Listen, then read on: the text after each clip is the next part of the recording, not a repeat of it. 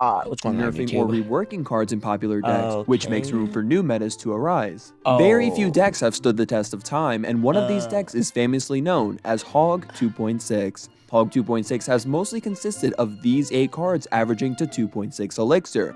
You may occasionally see people sub in a different spirit for the Ice Spirit or Knight for the Ice Golem, but this is the OG variation and the version most 2.6 players choose to play. Now, Hog 2.6 is probably the most controversial deck in the history of Clash Royale. Although other decks may have been more overall hated at their peak, those decks are often nerfed and forgotten about. Hog 2.6 has remained relevant for years, so it's always on people's minds. If you play Clash Royale at all nowadays, you probably go against at least a couple of Hog 2.6 players a week. Because this deck never goes away, you will always see complaints about this deck.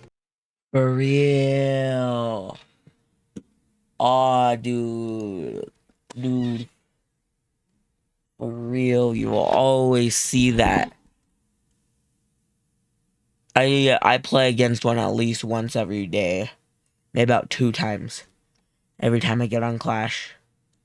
If you go anywhere where there's discussion about this deck, you'll always see arguments devolving into whether or not this deck needs a buff or a nerf, or if it's high skill or low skill. Every Clash Royale player has their opinion on this deck, and it doesn't seem like it will ever go away. So in this video, I will be discussing the history of Hog 2.6, why players hate it so much, why the skill level of this deck is often argued about, and why 2.6 has remained relevant since its existence.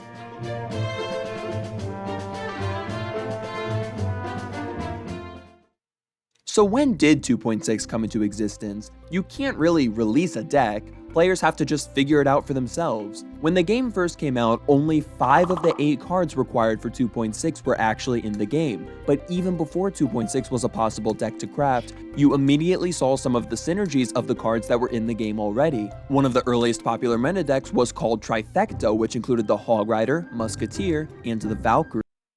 Bro, I remember this deck, Trifecta. Oh, this is so nostalgic. Since Ice Golem wasn't in the game yet, Valkyrie filled that role. There were a lot of variations with Trifecta, but it wouldn't be considered a Trifecta deck unless it had these 3 cards in it. The combo also often had Poison or Fireball as well as the Elixir Collector. This deck on screen is known to be the OG Trifecta.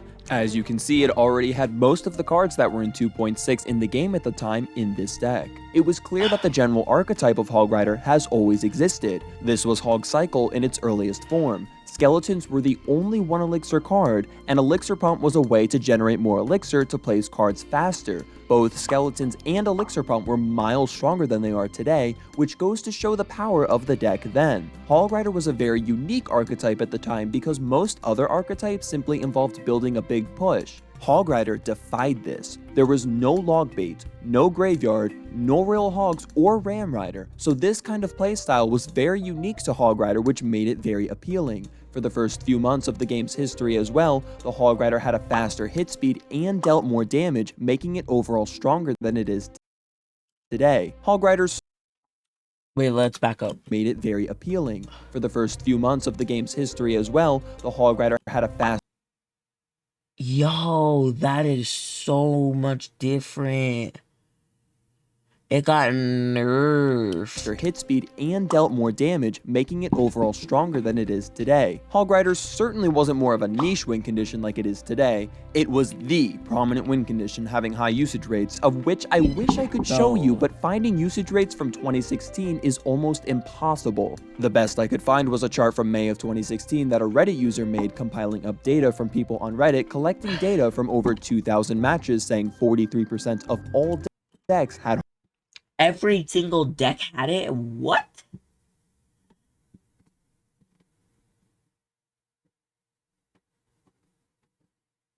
Oh my god. Bro.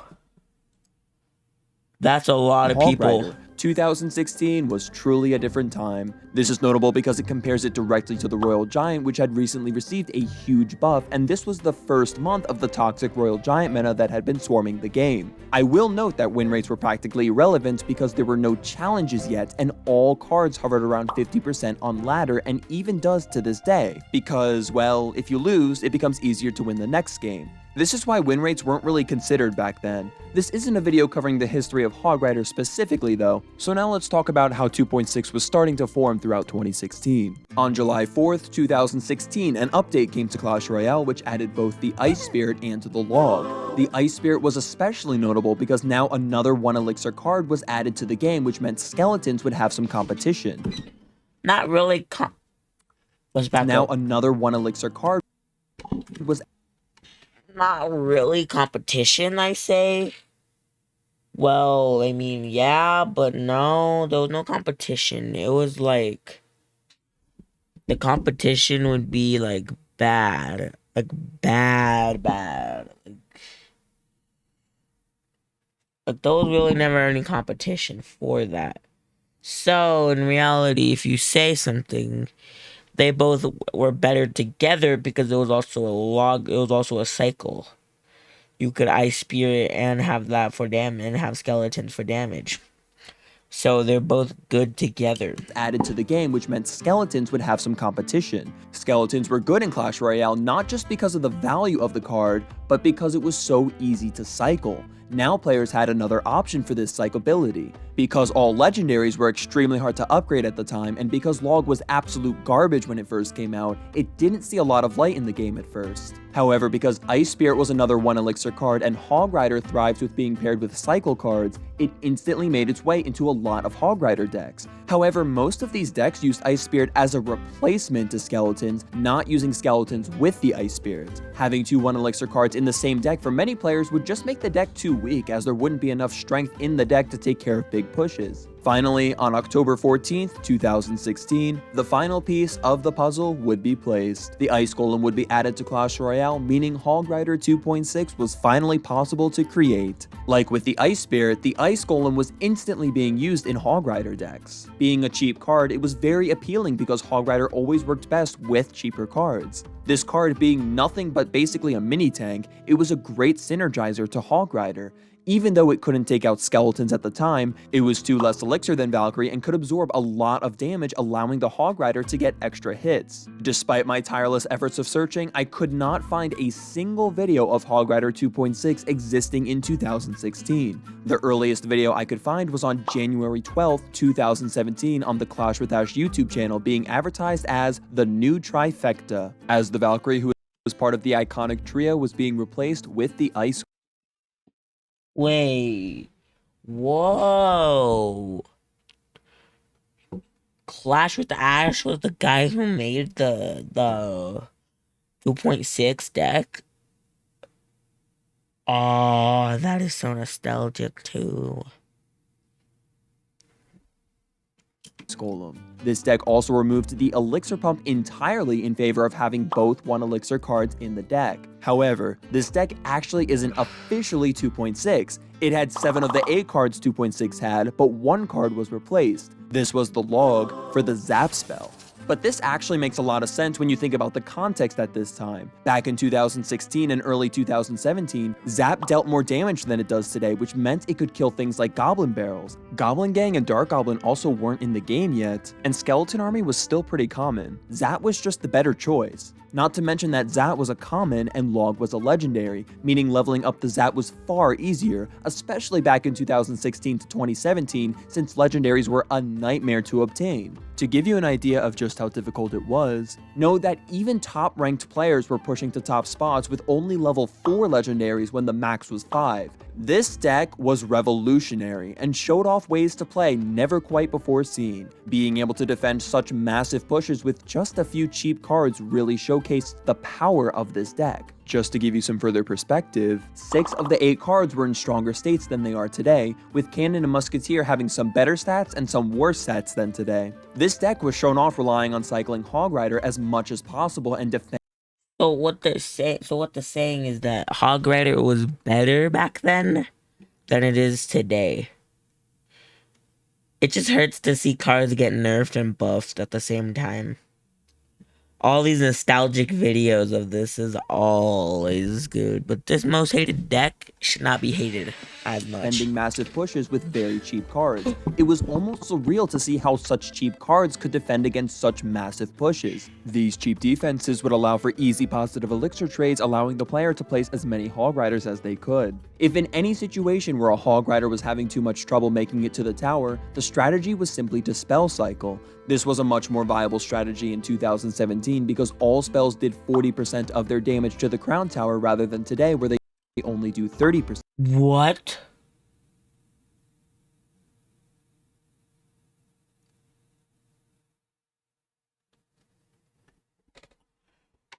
Bro, chat, do you see this? What? A lot of the power in this deck was also attributed to the Musketeer. You had to place the Musketeer the farthest you could from all impending danger so you could squeeze as much value as you could out of her. Part of the strategy of playing 2.6 was getting much more value out of the Musketeer than the game ever would have intended. You also had to make sure never to place her too close to cannon so that opponents would never be able to take both of them out with a single spell. Every card in this deck had a very specific purpose that was important to know. It required so much knowledge of the interactions and knowing where to place which card and at what time. Especially not having a big damage dealer, having to rely so much on cards like Musketeer so heavily to take care of golem pushes was very unprecedented. It didn't feel like this deck should have worked, but it just did. Fast forward a month into the future, in February of 2017, Zap had received a nerf so that it could no longer kill. What? It received a nerf? So basically this whole entire deck was ruined after this, right? Stab goblins. With Goblin Gang on the horizon and the new meta that would follow it, Zap would no longer be a viable option. Goblin Gang on the horizon and the new meta that would... Yeah, this meta was like slog bait, bro. Log bait was so hard to defend. Follow it, Zap would no longer be a viable option for this new variation of Trifecta. It was time to bring in the log. The oldest version of Hog 2.6 with all 8 cards being present was on February 13th, 2017 in another Clash with Ash video with a person named Sushi Pepe showing this deck off. Ash's entire channel is pretty much the hub to where pro players go to show off their deck to a large audience, so it makes sense the earliest gameplay of these decks is found on his channel. This deck was likely played earlier, even with Ash video with a person named Sushi. Wait, Sushi Pepe? Pepe made the deck? Hog Cycle? They made that deck? Aw, dude. This guy's the one who made the 2.9 cycle. The 2.6 cycle, whatever it's called. Pepe showing this deck off. Ash's entire channel is pretty much the hub to where pro players go to show off their deck to a large audience, so it makes sense the earliest gameplay of these decks is found on his channel. This deck was likely played earlier, even if it isn't recorded on video, but this still gives a general time frame as to when the deck was rising in popularity. I won't bother going over this one too much because I mainly already discussed how the deck was meant to be played, and the log was just a substitute to Zap. With the Zap nerf, log to many players was the best option in this deck, although Zap with Hog Rider was still commonly used. However, log would become a firm staple with the meta that would arise only a few weeks later. Oh, yo.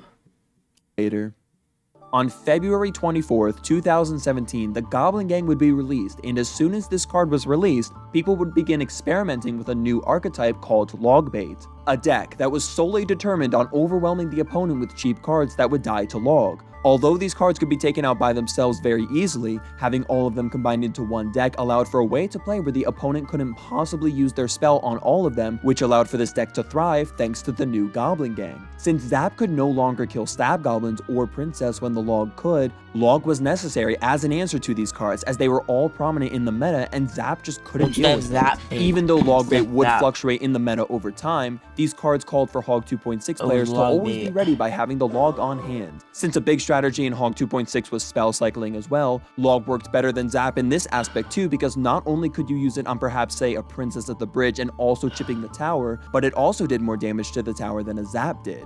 Back then, the log not only dealt 4% more damage than it does today, but also did twice the amount of damage to crown towers, being 40% of its damage, whereas today it's only 20%. Zap would phase out entirely. Well, let's go back. being 40% of its damage, whereas today it's only 20%. Whoa. So, guys. So basically, every single good card in this deck was hated. So they nerfed it? I don't get it. What? But this is the cool video to watch on most hated.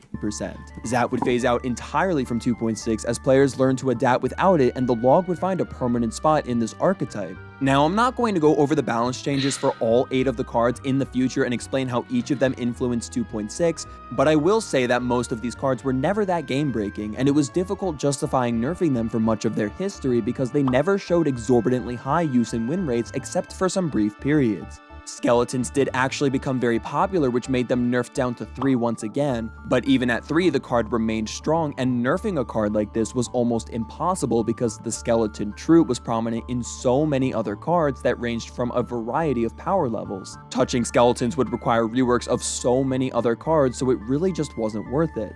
Log and Fireball had high use and win rates for a very long time and received very light nerfs over their lifespan despite their power, which made them continue to thrive at high use and win rates. Log, Fireball, Hog Rider, Ice Golem, Skeletons, and Ice Spirit would all receive nerfs in 2017. The Fireball and the Log Oh yeah, I remember that. They all received a nerf when because they got too overpowered. So in reality, they just nerfed all the cards so they wouldn't be as overpowered as they are today, as they are today, as they were back then. Today, they're like mid. They're like mid cards. No, I'm saying they're bad. I'm saying that they're just mid. would get Crown Tower reduction nerfs, making cycling them a less effective strategy. The Ice Spirit and Ice Golem nerfs made it so they wouldn't freeze troops for as long, and the overall power of the Hog Rider was directly toned down. A lot of people had been calling for a Hog Rider nerf for most of 2017, but what I think finally got Supercell to give in to nerfing it was the Hog X NATO starting to become a very popular meta combo. Now, you would expect with so many nerfs to this deck that it would slowly phase out of the meta or at least evolve to something else, but of course it never did. Hog 2.6 would remain relevant all through 2018. Back here again with my favorite deck in the game right now. It is 2.6 Hog Rider. And 2019. I'm going to do 2.6 Hog Cycle deck. And you get the idea. It was clear that this deck was not going anywhere. The problem with Hog 2.6 is that the deck was essentially nerf-proof. Although there have been exceptions to what I'm about to say, for the majority of 2018 to 2022, Hog Rider, Musketeer, and Cannon have had below average use and win rates and were practically only viable in this one specific deck. And the other 5 cards were either about average in terms of strength or just non-oppressive cards Supercell didn't find worth balancing. You can't nerf a card if it has a below average use and win rate just because it's dominant in one specific deck. This kind of situation is nothing new where a card is only viable in one deck, but this deck has had several cards that were only viable in this one deck. In modern day, these cards actually have gotten a lot better being viable outside of Hog 2.6, but this issue was still a problem for years. Now the truth is, Hog 2.6... Yeah, that was a problem. It's a problem because of the Hog 2.6 deck literally just destroyed everything with these cards because they have to be in a group, certain deck, or it would all just fall and fail. Never really remained dominant. The deck did sort of phase out, and although this deck is still popular, it wasn't constantly crushing the top of ladder or dominating challenges with a massive win rate. It was a fairly niche deck for a long time. However, many players found this deck to be a very challenging deck to play, but very rewarding. There are a lot of skillful plays you can pull off with this deck, and there has always been a lot of potential. It does require a unique style of play that can be nice to try out, and if you can play perfectly, it really can shut down just about anything, even in this day and age. I have seen unfathomable things that players have done with just 3 skeletons and a cannon, and it really does feel like magic sometimes. The win rate of this deck can be attributed at least partly due to players just not being great with the deck, but the meta has certainly grown to be much more complex to a point where Hog 2.6 players are always facing new challenges. Nowadays, even with the Phoenix Monk meta, Hog 2.6 has about a 1.3% usage rate in Clash Royale, which does sound low, but remember that this isn't a card,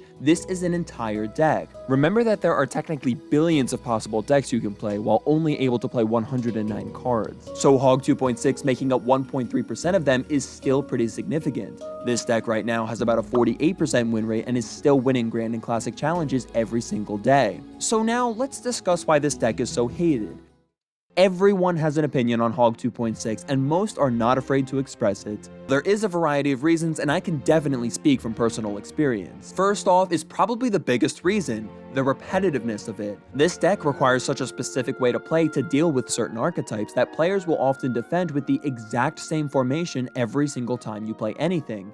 You may think that makes it predictable, which should allow for counterplay, but that brings us to the next reason, lack of counterplay. Oftentimes with many archetypes, there's simply nothing you can do. If the Hog 2.6 players knows what they're doing and doesn't make a mistake, it can literally be impossible to break through. Since part of this deck's strategy is cycling spells, if they do that, you can't do anything about it. Even if the 2.6 player throws a fireball at nothing, that 4 elixir advantage is not going to help you when the 2.6 player can counter your golem with 3 skeletons and a cannon. Also, since this deck is able to counter practically anything for a very cheap elixir cost, you can't really ignore the Hog Rider because then all the player has to do is defend, defend, defend, and suddenly you are playing an uphill battle. This deck relies on mostly just getting chip damage, whether it's with the Hog Rider, the Ice Spirit, or the spells. Basically, this means all the player is looking for is just one Hog Rider hit on the tower at a time. The goal is to chip away at you for the entire game and then spell cycle you to finish, and it is a long process. Almost any time. So basically, this whole deck is like cards you have to like go fast and place them down, and the average elixir would be all on would be the skeletons, the cannon, and the whatever, the ice thing, and the ice golem, and the yeah, and the log, because technically it's log bait. It's a log bait deck because technically no, it's not log bait deck. Technically, it has logs for log bait decks. And Fireball is also another spell that will help because all these cards. So the cannon is like a defend. Cannon's defense, so is Musketeer. Then the rest of them are just. And skeletons. The rest of them have to just chip Time away. you see this deck, it drags out the entire game into overtime because it's overly defensive and weak on the offense. Defensive playstyles are often very much hated in Clash Royale and historically have always been. You always have to play perfectly to ensure that the Hog Rider does not even get a single hit on your tower, because one hit can really be the difference between winning and losing. Then after all is said and done, and you've wasted 5 minutes of your life to lose because your tower had 34 HP less than their tower after they threw a fireball at the last second, they'll post a replay of your battle to Reddit and say with a completely serious tone that they have more skill than you. These are the reasons many players hate 2.6, and there are decks that share this similar core frustration. Logbait and Expo are hated for the same reasons 2.6 is hated. Overly defensive decks that never seem to phase out of the meta, where the goal is to chip away at you for 5 minutes relying on spell cycling if they can't connect to your tower. Spell cycling is most players' least favorite way to lose because there's absolutely nothing you can do to block spells. If they throw a spell at your tower, it's going to hit the tower. There's no counterplay, and when there's nothing you can do, it really sucks. This is why I personally think a card like the Monk was a great addition. Counterplay to this oppressive playstyle of cycling spells was long overdue, and up to October of 2022, players just had to deal with it. And although Expo does seem to be pretty dead as of November of 2022, and Logbait also seems to be phasing out, you know that one day you are going to face a 2.6 player, a Logbait player, and an Expo player that are very toxic, and you'll be just as frustrated as you once were before. Because no matter how good or bad these decks are in the meta, the core frustration is always there. So one more thing I want to talk about is the skill level of this deck. This seems to be a highly contested topic within the Clash Royale community. On one side, you have people saying there are a lot of micro interactions that require very specific placements, and dealing damage to towers is a process that involves knowing when to play certain cards and when to wait. On the other side of the aisle, you have people claiming 2.6 to be nothing but a spam deck. The fact that it's easy to So basically what we're getting here is that it was very much hated because it was a spam deck and a very defensive deck. And because of defense properties, you get a very defensive deck. And all you do is just chip away at towers the whole game until you win. And spells are the easiest way to win unless they have monk. So monk is literally just to destroy you in the today's age.